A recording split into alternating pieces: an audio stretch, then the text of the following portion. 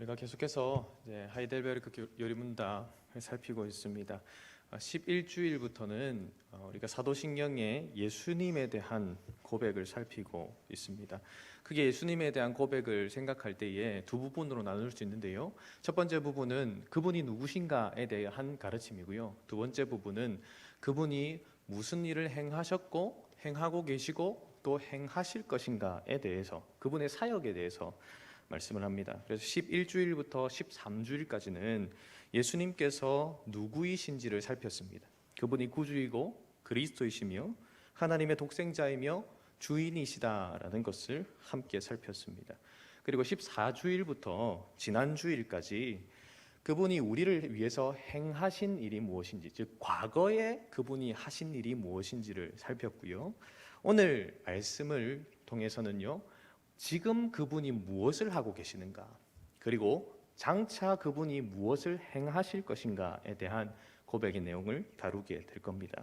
오늘 19주일 고백을 살피면서 예수님께서 지금 무엇을 하고 계시는지, 그리고 그분이 앞으로 우리를 위해서 어떤 일을 행하실 것인지를 살피면서 함께 은혜를 누리기를 원합니다. 지금 그분이 행하고 계신 일은 무엇일까요? 사도신경은 그분이 하나님 우편에 앉아 계신다라고 말씀을 하고 있습니다. 그렇다면 이 하나님 우편에 앉아 계신다라고 하는 것이 무슨 의미이겠습니까? 오신문의 질문과 답을 함께 읽어보도록 하겠습니다. 오신문입니다. 함께 읽습니다. 시작. 하나님 우편에 앉아 계시며 라는 말이 왜 덧붙여졌습니까? 그리스도는 거기에서 자신을 그의 교회의 머리로 나타내기 위해서 하늘에 오르셨으며 성부께서는 그를 통하여 만물을 다스리십니다. 아멘. 그가 하늘에 오르셨다라고 하는 고백, 우리가 승천에 대한 고백을 했지 않습니까? 그런데 그 고백 다음 하나님 우편에 앉으셨다라고 하는 그 고백이 덧붙여졌다라고 말씀을 하고 있습니다. 그렇게 기록을 하고 있는데요. 그분의 승천이 주는 유익, 그 의미가 분명히 있습니다. 지난주 수요일 우리가 살폈듯이 그분이 우리의 변호사가 되셔서 우리를 변호하고 계십니다. 그리고 그분의 승천 자체가 우리도 그곳에 들어갈 것에 대한 보증이라고 했고요. 이 땅 가운데서는 성령의 능력으로 하늘의 것을 구하고 그것을 누리는 삶을 살 수 있게 했다라고 말합니다. 이 승천이 주는 유익만 해도 엄청난 것입니다. 하지만 성경은 그것만으로 끝나지 않고 성부께서 성자를 하늘에 올리셨을 뿐만 아니라 하나님 보좌 우편에 앉히셨다라고 말씀합니다. 오늘 읽었던 에베소서 1장 20절 말씀을 함께 읽어보겠습니다. 함께 읽습니다. 시작. 그의 능력이 그리스도 안에서 역사하사 죽은 자들 가운데에서 다시 살리시고 하늘에서 자기의 오른편에 앉히사. 아멘. 왜 하나님 우편에 앉히심을 덧붙여서 강조하고 있습니까? 덧붙인 이유는, 다시 설명하는 이유는 그것 자체도 너무 중요한 일이기 때문에 그렇습니다. 오신문의 답을 다시 한 번 더 읽어보겠습니다. 오신문의 답입니다. 시작. 그리스도는 거기에서 자신을 그의 교회의 머리로 나타내기 위해서 하늘에 오르셨으며 성부께서는 그를 통하여 만물을 다스리십니다. 구주께서 하나님 우편에 앉으셨다라고 하는 것을 이 답에서 두 가지 의미로 구분하여 말씀하고 있습니다. 첫 번째 의미는요, 그리스도께서 교회의 머리가 되셨다라는 겁니다. 그가 교회의 머리로서 교회를 다스리고 통치하고 계심을 오늘 이 고백에서 이야기하고 있습니다. 즉 그분이 하나님 우편에 앉아 계시는 그것을 통하여서 그는 교회의 머리로서 우리를 다스립니다. 교회 공동체를 다스리고 있다라는 겁니다. 에베소서 1장 22절 말씀은 이렇게 고백하고 선포합니다. 또 만물을 그의 발 아래에 복종하게 하시고 그를 만물 위에 교회의 머리로 삼으셨느니라. 아멘. 그분을 교회의 머리로 삼으셔서 교회의 모든 속한 지체들은 그 머리에 말씀하심을 따라서 행하도록 하셨다라는 것입니다. 그런데 두 번째 의미 또한 중요합니다. 그 두 번째 의미가 무엇입니까? 그리스도께서 만물의 통치자가 되셨다라는 겁니다. 그분이 교회의 머리로서 교회를 다스리실 뿐만 아니라 세상 만물을 다스리는 만물의 통치자가 되셨다라는 것입니다. 오신문의 뒷부분을 보시면 성부께서는 그를 통해서 만물을 다스린다라고 말씀하고 고백하고 있습니다. 성부께서 직접 통치하지 않으시고 성자를 통해서 통치하신다라고 말씀하고 있는 것이죠. 성자를 만물의 통치자로 세우셨습니다. 그리스도께서 만물의 통치자로 세워짐을 통하여서, 즉 하나님의 우편에 앉으심을 통하여서 그 예수께서, 우리 구주께서 왕으로서 그 보좌에서 통치하고 계신다는 거예요. 자기의 나라를 그분이 다스리고 계신다라는 것입니다. 주 안에서 사랑하는 성도 여러분, 우리를 사랑하셔서 우리의 모든 죄를 속량하시기 위해서 십자가에서 돌아가신 그분께서 교회를 다스리고 계십니다. 교회를 다스릴 뿐만 아니라 만물을 다스리고 계십니다. 무엇보다도 중요한 것은 저와 여러분 한 사람 한 사람을 하나님께서 다스리고 계신다라는 것입니다. 그분의 통치가 우리의 삶의 곳곳에 미치고 있다라는 것이죠. 사랑하는 성도 여러분, 주님의 손길, 주님의 통치가 머무르지 않는 곳은 없습니다. 이 사실을 항상 기억하고 이 사실을 항상 고백하며 나아가는 저와 여러분이 되기를 간절히 소망합니다. 그렇다면 그리스도께서 하나님 우편에 좌정하시고 계신, 그 통치하고 계시는 그 사실이 우리에게는 어떤 유익이 있다고 말합니까? 51분의 질문을 제가 읽으면 답을 우리 성도님들이 읽어주시길 바랍니다. 우리의 머리 되신 그리스도의 이 영광은 우리에게 어떤 유익을 줍니까?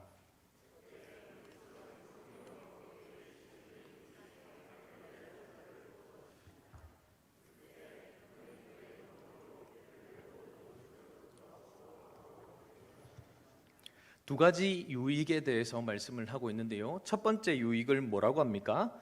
하늘의 은사를 부어주신다라고 하고 있습니다. 우리가 믿는 구주 예수님은요, 이제 우리의 왕으로서, 영원하신 왕으로서 우리를 다스리고 계십니다. 그런데 왕이신 그분은 또한 영원한 대제사장이라고 성경은 말씀하고 있습니다. 그래서 온 교회의 머리로서 하늘에 속한 모든 은사를 아버지에게서 받아서 성령을 통하여 교회에 주십니다. 자신의 교회에 아버지를 통하여서 그 온갖 은사들, 하늘에 속한 그 복락들을 우리에게 제공하고 계신다라는 겁니다. 에베소서 4장 7절 말씀 이렇게 말씀하는데요, 함께 읽어보겠습니다. 시작. 우리 각 사람에게 그리스도의 선물의 분량대로 은혜를 주셨나니. 아멘. 이 은혜를 주시고 계시는 주체는 성부 하나님입니다.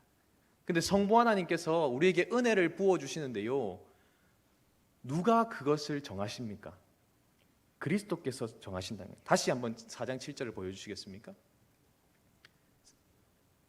그리스도의 선물의 분량대로, 그리스도께서 나누어 주시는 선물의 분량대로 하나님께서 나눠 주신다는 거예요.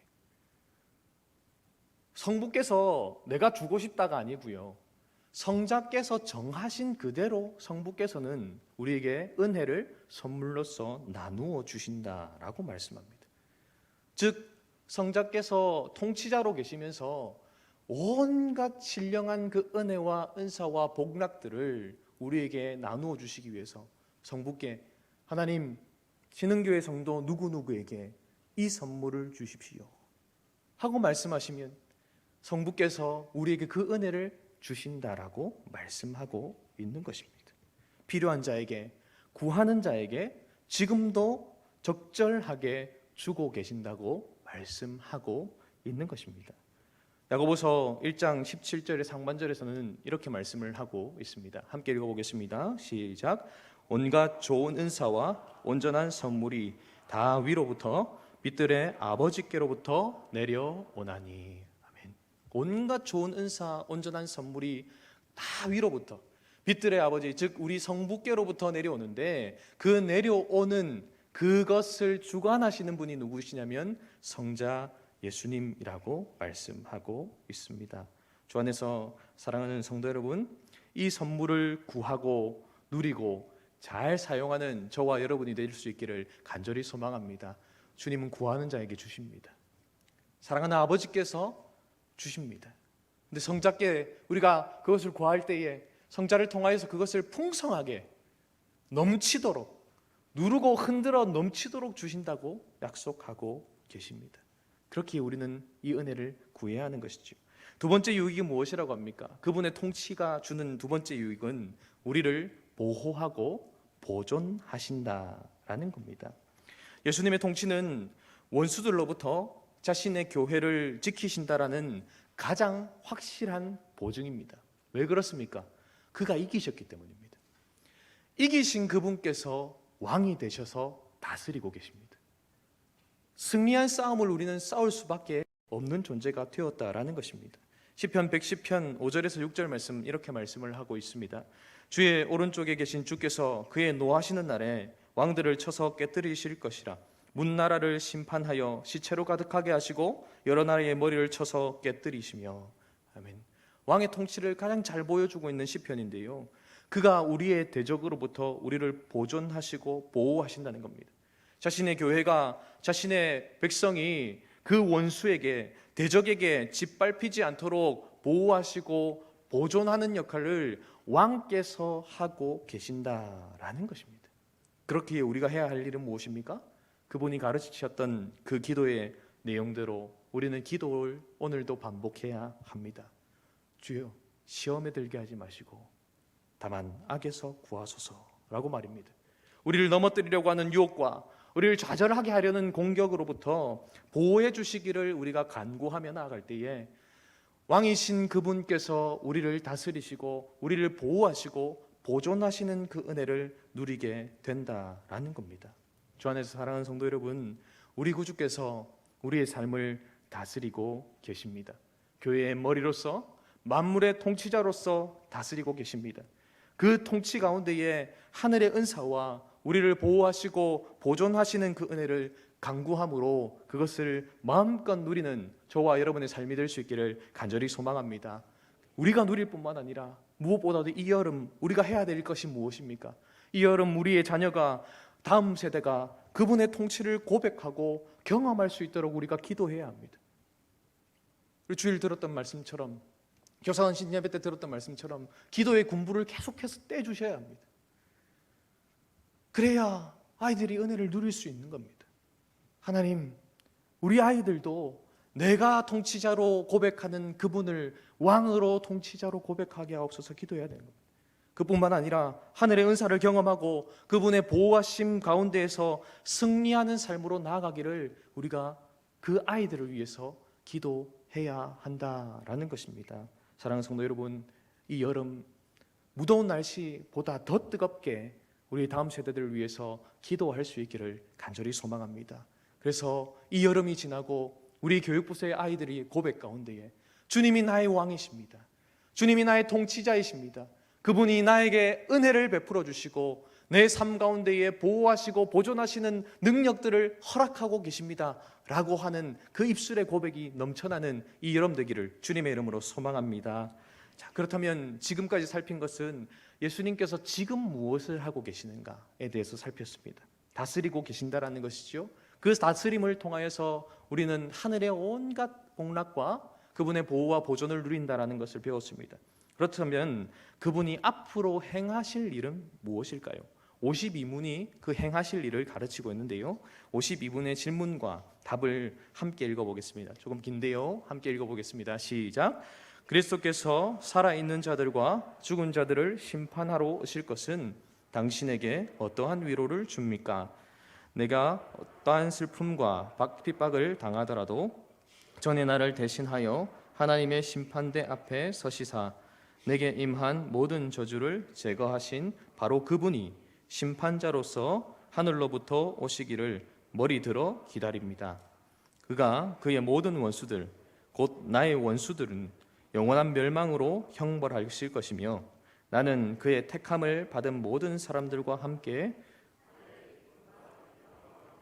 그에게로 이끌어 들이실 것입니다. 아멘. 그리스도께서 장차 앞으로 하실 일이 무엇이라고 지금 고백하고 있습니까? 재림, 다시 오심과 다시 오심을 통한 심판을 말씀하고 있습니다. 사실 이 재림과 심판은 현대인에게 있어서 과거에 비해서 환영받는 주제는 아닌 것 같습니다. 일제강점기 시절의 한국교회사 이야기를 읽어보고 또 6.25 전쟁이 있을 때의 한국교회사 이야기를 읽어보면 이 재림에 대해서 열렬히 사모했던 우리 신앙의 선배들의 모습을 보게 되는데요. 현재는 어떻습니까?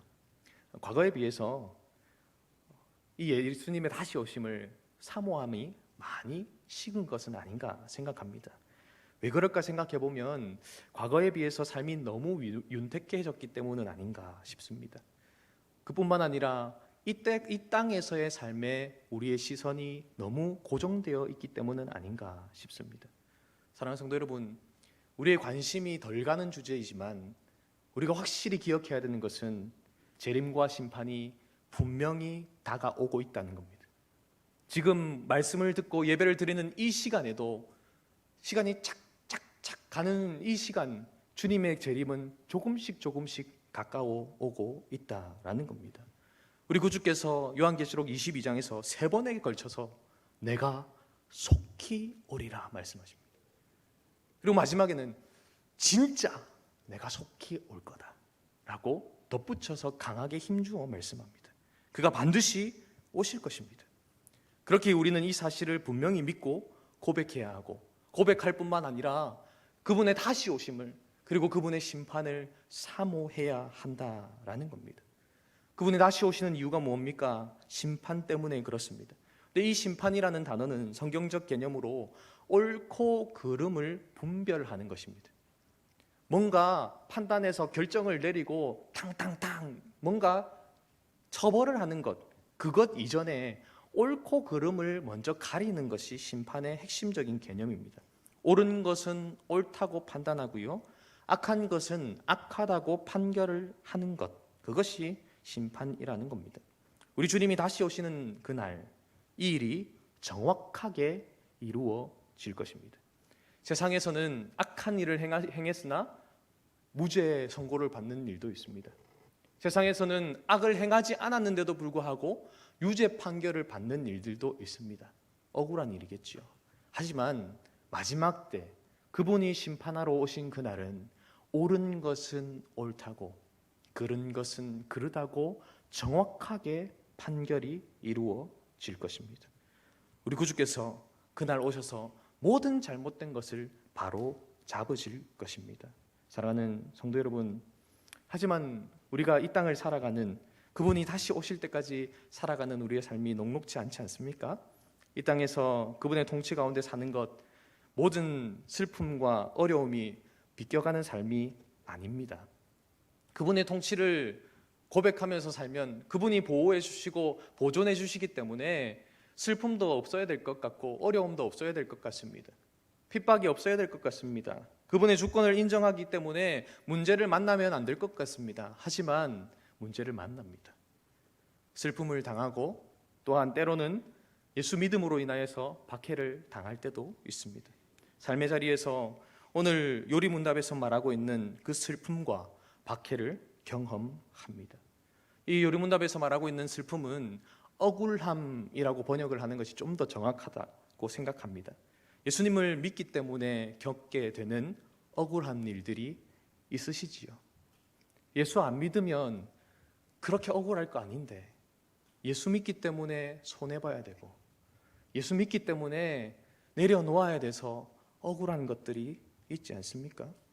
그분이 주인이심을 고백하기에 그분의 말씀대로 순종하기 위해서 애쓸 때에 만나게 되는 힘겨움이 있고 아픔이 있습니다.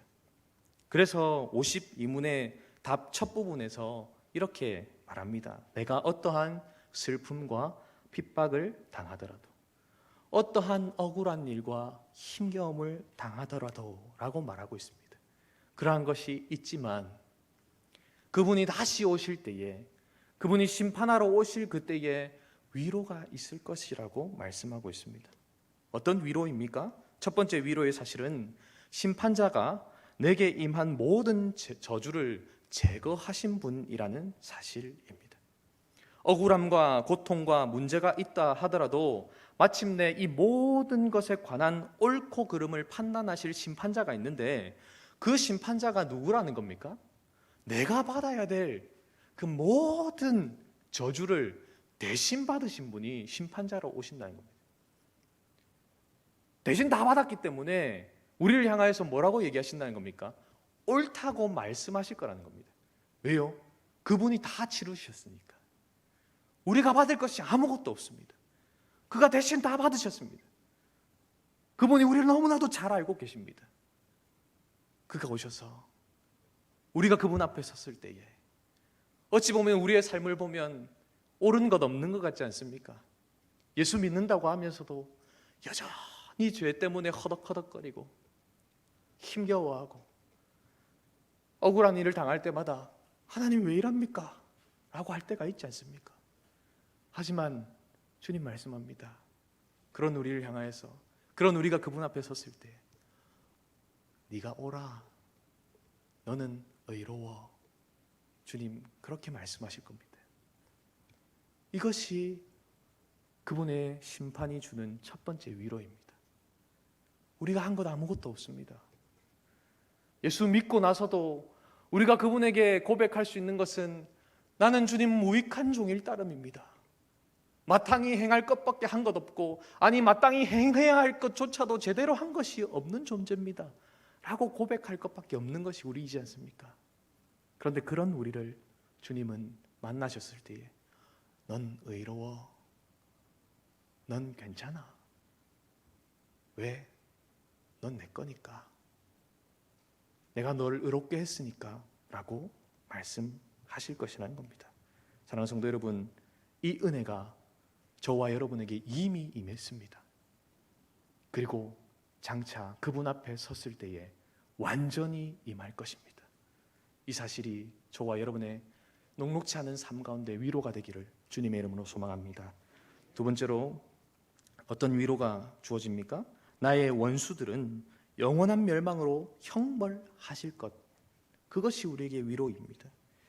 예수님께서 다시 오실 때에 모든 인간, 더 나아가 모든 영적인 존재를 그분이 심판하실 것입니다. 믿는 자이든 믿지 않는 자이든, 그분께 속한 자이든 속하지 않은 자이든 그분이 모든 존재를 심판하실 겁니다. 그런데 가장 중요한 심판이 뭡니까? 우리를 그토록 이 땅 가운데 살면서 괴롭게 했던 그 원수를 주님이 다 형벌하실 거라는 겁니다. 이 형벌이라는 것은요, 집어 던지신다는 겁니다. 영원한 심판의 자리로 집어 던지시겠다고 말씀합니다. 이 원수를 옆에 앉아 계신 배우자 생각하시면 안 됩니다. 어떤 분은 그렇게 하시더라고요.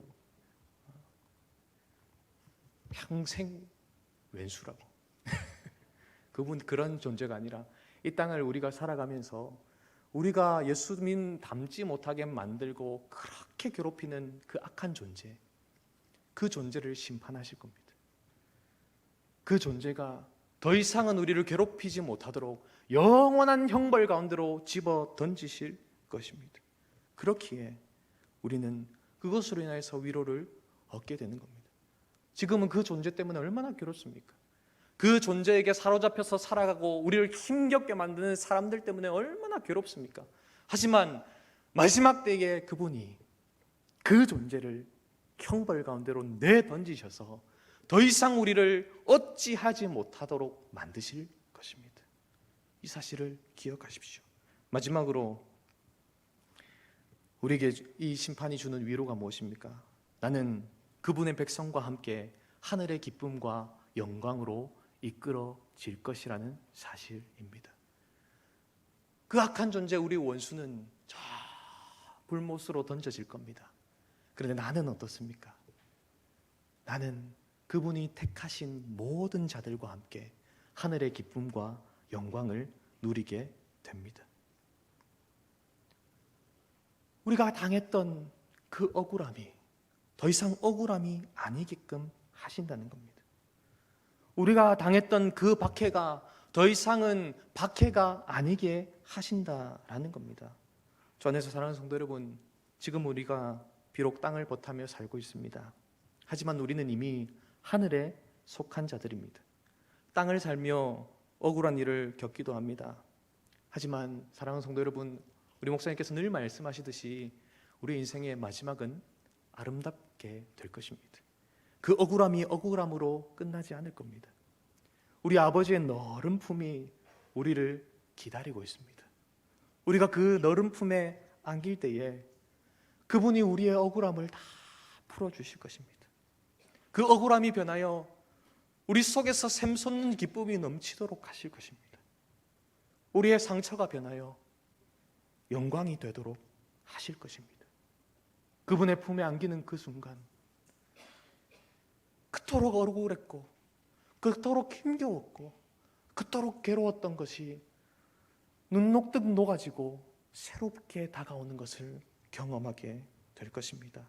사랑하는 성도 여러분, 이 사실을 바라보며 그분의 다시 오심을 사모하며 나아가기를 주님의 이름으로 소망합니다. 이 자리에 계신 성도님들이 먼저 이것을 사모하는 삶을 보여줘야 합니다. 누구에게요? 우리의 자녀들에게, 우리의 다음 세대에게 말입니다.